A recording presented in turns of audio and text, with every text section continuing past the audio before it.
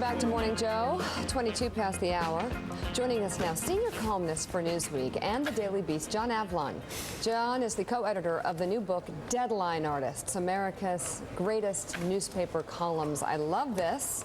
Awesome. Mike Barnicle's in this. He's all over it. We're also going to talk about Wall Street Greed, and we found that bite with my dad, so we're going to play that later. But first, let's talk about Deadline Artists. This is the greatest book. I can't wait to read it. Awesome. John, give us a sense of what you were trying to do with this book, and then let's get to Mike Barnicle.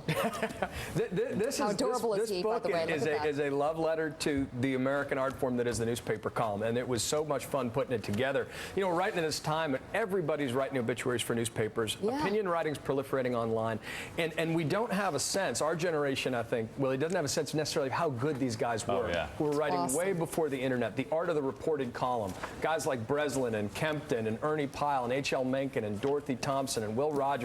Being able to put them all in one book was such an education and an inspiration. And then we included Barnicle. You have him as Boston's Mike Barnicle is a bridge between classic and contemporary newspaper columns. Well, Mike, we've talked about this a lot. You went out. My dad did the same thing for the New York Times. Five days a week, you'd have a blank page. And my dad talks about this too. They didn't have the internet, they didn't have anything. He'd just go out into New York City, he'd get in the company car and drive to Queens or Brooklyn or Staten Island or go walk out around Times Square. Yeah, a company car? And walk, yeah, he did. It was a Chevy Citation. What are we doing wrong? Beige. Yeah, And find a story. the great Bill Geist. And this book actually It will be in volume 2, by the way. as John just alluded to, it is about a time before the internet when you'd go out and your job, you'd come back to the newsroom and it would be what happened, what did you see, what did you hear, and you would put that in 84 lines in what they call a newspaper column. Now, unfortunately, in our business, you come back into a newsroom, if they still exist, and people say, what do you think? Right, and that I think is one of the challenges that the book puts forward, right? I think it reminds us how high the bar is, how much you can do with that column. That simply typing your opinion is a lousy substitute for storytelling and vivid characters and the writing, the quality of the writing before television when there was vivid descriptive writing, and how much these are enduring lessons. I mean, there's wisdom in these columns that endure and echo across the ages, and it's been amazing to put together and appreciate just how great these guys are. I'm going to read from Mike Barnicle's column, dated 11/7/95, and this is, you're writing about a sloppy mob murder at a local restaurant.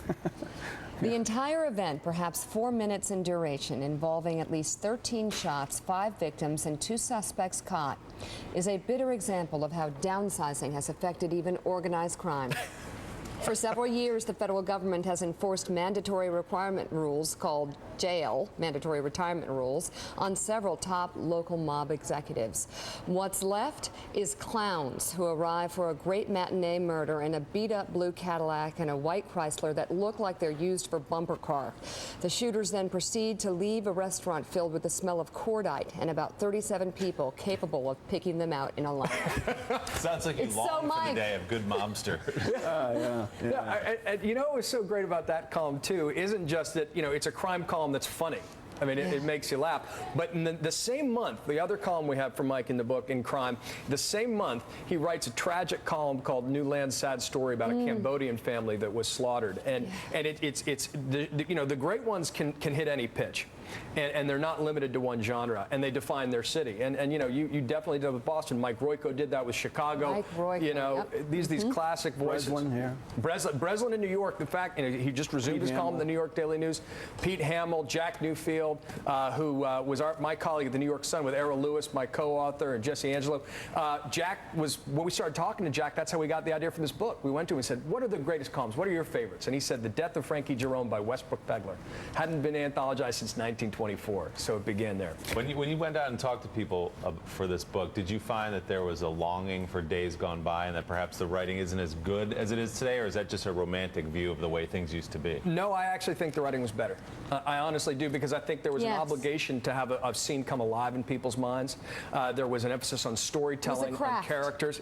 There is a craftsmanship to it, and so that becomes kind of a challenge to our generation to up our game. Yeah. And that's part of the fun of this book. It's you know, not a craft. It's like verbal vomit now. I'm sorry, it's not a craft now. Well, you know the challenge, and again, John alluded to this earlier, is that 1993, 1995, whenever it was, that wasn't that long ago in terms of how we measure history. But if you think about it, there was no internet.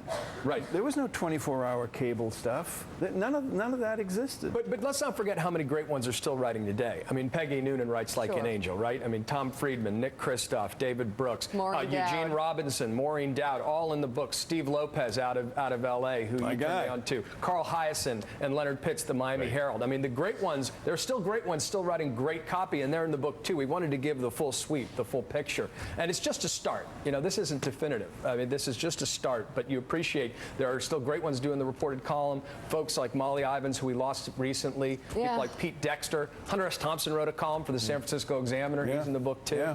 You just appreciate these vivid personalities and the impact they had and the way they still resonate and can inspire. Part of the difference today, too, is young columnists for major newspapers are asked to post more than once a day. Right. So exactly. if you work for the Washington Post, if there's a news, you got to get some up, and you got to get up by 9 a.m. because that's when people are looking online. So you do 1, 2, 3 little small bites rather than a long, thoughtful And so column. it's tougher to zig when other people are zagging, right? I mean, when Breslin's covering JFK's assassination and he interviews the gravedigger and It's an Honor, or interviews the attending room physician, as opposed to just covering, you know, the obvious surface story, the quick react. That's where the artistry comes in. Well, I think, you know, when we spoke about this when you're just beginning this project, when, you know, you came to me after talking to several other people, one of the things that's missing is in terms of time, between the time you see an event occur and the time it appears in the morning paper the next day, is you would actually think about what you saw. Think about what happened before you wrote it. Today, we get it online. Get it on the online edition. Yeah. And this is a place, I think, you know, the columns are the place set aside in the paper for reflection, for putting news in context, for making people think about what really matters. And that's the enduring value of this stuff. And that's why these columns still read well. That was the criteria, great writing. And with our short attention spans, you can still read 800-word literary journalism. It'll still resonate. And that's one of the reasons I think this, you know, retains its power. And it hasn't, you know, most of this stuff isn't available online. Are there guys out there, though, still doing really what Mike Barnicle did for so many years? They're right. I just mentioned it. Steve Lopez, a bunch of other guys. But who aren't just trying to get clicks and write something reactionary and inflammatory, but actually going out and just telling a story that maybe has no relevance to the news peg of the day, but you went out and found a story? That's the challenge. And those guys I mentioned, like Steve Lopez, are still doing that. And that reported column, I think we need to return to. First of all, I think newspapers will find value in unique voices going deep on local stories. Not simply the tail wagging the dog where everyone covers the same story because it's what's in the cycle. So I think there's even more of an obligation to kind of push through that and to tell stories that are relevant to people and have resonance beyond the cycle. Well, they still exist. They're just surrounded by a lot of noise and a lot of images and a lot of other stuff. And I think what's great about this book is it reminds us to look for them. Yeah. You know, it reminds us to look for them and to weed them out of all the noise and take a moment to read and think. You also are writing in the Daily Beast. Yes. I hope you're not just blurting it out, but thinking about it. I know you are. Be thoughtful but you talk about the Wall Street, Occupy Wall Street protests. We've been looking at those. We found this interview with my dad. I haven't seen it yet, so I want to see how resonant it is today. But when is this? February of 2009, Alex tells me, and we were on the set talking about the sort of social inequality and the divide in people's economic situations. Here it is. Look, we're going to have millions and millions of unemployed, people really facing dire straits. And we're going to be having that for some period of time before things hopefully improve. And at the same time, there is this public awareness of this extraordinary wealth that was transferred to a few individuals. What's going to happen in this society when these people are without jobs, when their families hurt, when they lose their homes and so forth? At some point, there will be such political pressure that Congress will start getting into the act. There's going to be growing conflict between the classes. And if people are unemployed and really hurting, hell, there could be even riots.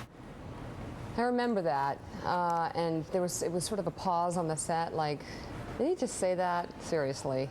And we're not there yet, No. but can we start talking about it as yet another thing my father has predicted as a worry that we should have as these divisions grow? We should be talking about it. I mean, it's not socialistic to say we've got a problem between the growing gap between even the super rich and the middle class, let alone the rich and poor, that we have basically, average family of 4 wages have stagnated. We can talk about that. I think the key in covering the Wall Street protests is to, one, understand the stories of the people who are there, put it in a sense of perspective, put it in context. When some of the protesters compare themselves to Egypt and Syria, I think that doesn't fly for a number of different reasons, one of which is that, the cops in Syria are killing the protesters, and here the cops are basically quartering off and trying to do it with good humor. Actually, that's of debate as well. Well, no, I've been down there. I live 2 blocks from Ground Zero, right across. I mean, they're not of course, shooting anybody, blah, blah, blah, but there was a little bit of a heavy hand, some would argue, at first. There have been incidents of heavy hands, and that needs to be investigated as well. I think it's the issue of put it in context. Like, one of the issues of demands they've put forward is reinstating Glass-Steagall. That's a good debate. We should have that. When the next sentence is, let's have open borders, abolish credit agencies, and a guaranteed national minimum income, and you're dressed like a zombie, that's tougher to get taken seriously. And so the key is, I think, how do you deal all this with a sense of fairness and perspective? And that's what I think a great columnist does. It puts the news in context. It tries to bring the stories alive, and what are the real issues that we can all learn from, and we should.